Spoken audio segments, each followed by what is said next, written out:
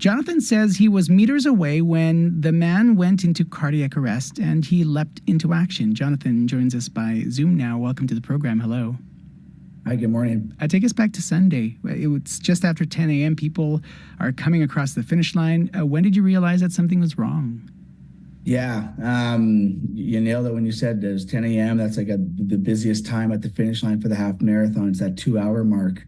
And I was just doing my walking around at the finish line, just making sure, checking boxes, and coming back up towards the finish line. I saw someone go down, and immediately St. John's ambulance, our first aiders at the finish line, jumped into action. And I got down there, and about, a couple seconds after, probably about a minute after he went down, and I felt the guy's carotid pulse, and he was pulseless. He wasn't moving, wasn't breathing. And with having the previous history of being a paramedic, you can tell pretty quickly someone who's, lifeless or flaccid versus someone who still has, muscle tone and muscle composure. So I knew right away this guy was out for the count. Full cardiac arrest. Was it easy for you or what were you even thinking when your brain swapped from race director to someone with a history of paramedicine service? I mean, did that just kind of happen on the fly? It did, in a sense. For me, the scary thought and the thing was I knew the gentleman personally, in a sense of he comes to the shop quite often, and so that when I rolled his body over and looked down to see who it was, I went, oh my God, immediately in my head. But I didn't want to give off any kind of shock or vibration that, there's even more of a panic here, because that would just send everyone into a spiral. So ripped off his bib right away, handed over to the timekeepers to get a hold of his wife. And then immediately, like every single link and chain of command through the whole process was a direct result of the positive outcome for this guy. Definitely, I would say having that previous medical training and history for sure. But I'll say every person that hopped in, like we had off-duty nurses, some gentlemen hopped the fence and started compressions. My race committee members doing, bag valve mask, artificially breathing for him. And we were able to, shock him with the AED and revive him, resuscitate him. And CPR is a team effort, isn't it?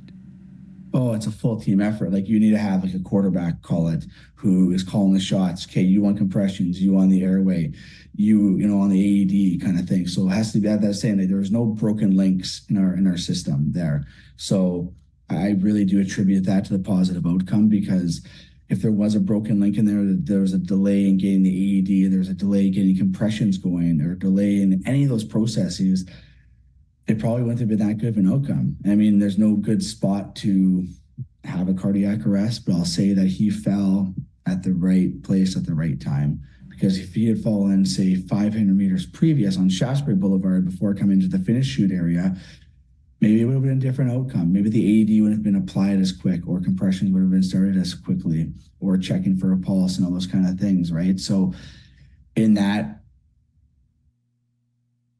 thing, like literally every single minute is unbelievably important. So I'm so thankful for our team and the logistics, on the medical side, and everyone involved to make this happen. You got to see him in hospital. How's he doing? Yeah, I to this day, to this moment, I'm texting with him, and every day, almost a couple times a day, I'm checking in with him. Right after the race wrapped up and we cleaned up the race, it's all I had in my mind was, I need to go see him. Like I need to go see how he's doing. I paid a visit to him after the race. And you know what? We were talking and chit-chatting and, smiling and having some jokes and some small talk about running and just like life in a weird way. Like, I think in that moment, he was pretty naive to what had just happened. I think it's now starting to process and set in. But he jokingly said he wants to ring the PR bell because he ran a personal best that day. And in his words, he was joking around that his Apple Watch didn't stop, so he never got to actually officially record on his own thing for Strava or whatever that he got the personal best. So he said, next year I'm going to come back and actually get it recorded in that sense. But nonetheless, his time did record when he came to the finish line. And that was a small little fun moment there to see him smiling. And I held his hand tight and said, man, you're one lucky dude. You're one lucky guy. What did he say? He said, he was almost speechless. I said, like, Google it up, look it all up, like people who have cardiac arrests and the outcomes. I said, like, you are like this, like I'm talking to an angel right now. I said, it's really remarkable. In my career, I said 90% of the time plus it goes the other way, where you try all the efforts in the world to resuscitate someone and the outcome wasn't as good. So I think in all this chaos and tests and stuff that's happening now in the hospital for him these next couple of days, it'll start to really sink in and set in that, there's angels looking over him. And we're joking around. He said, well, man, you're invincible, almost invincible. A cardiac arrest didn't take you out. He said, watching you like stub your toe and collapse. That was something else crazy. He said, you know what, you're count your blessings, man. You're back here. You're on this earth. 2 beautiful young children and a wife. Like it genuinely is a miracle. It's amazing. Jonathan, it sounds like you're still sort of processing the events. Have you made space to think about this or to talk it through? Yeah, I have a little bit, and it's so. I'm in a whirlwind right now in my own thoughts in my brain, and I'll say that. Like as a paramedic for all those years I worked as a paramedic, I was pretty good in my own mind at compartmentalizing these things and not attaching myself emotionally or personally to the patients or these scenes that we would roll up on, whether it be horrific or young children or old, young, or whatever the scenarios were. And I never ever really took it home with me or whatever, but I think with a personal connection to me, knowing this guy and the relationship I have with him. And he was just in the store on Tuesday, and I saw him at the race expo. I shook his hand and we chit-chatted and was excited about the race. And now I had to like switch onto this like race director hat and be like, I genuinely I don't like it's not my fault what happened there, but I feel responsibility until he gets home and out of the hospital in a sense that, then I think my mind will be put at ease at that point. Just because it carries a lot of weight. I would say it's definitely it's a tough thing. It's any race director, any person's worst nightmare, and for that to happen, so so many different avenues and thoughts in my head on that. But I know he's going to make a good recovery. He's in the best hands there at St. Boniface Hospital, and I'm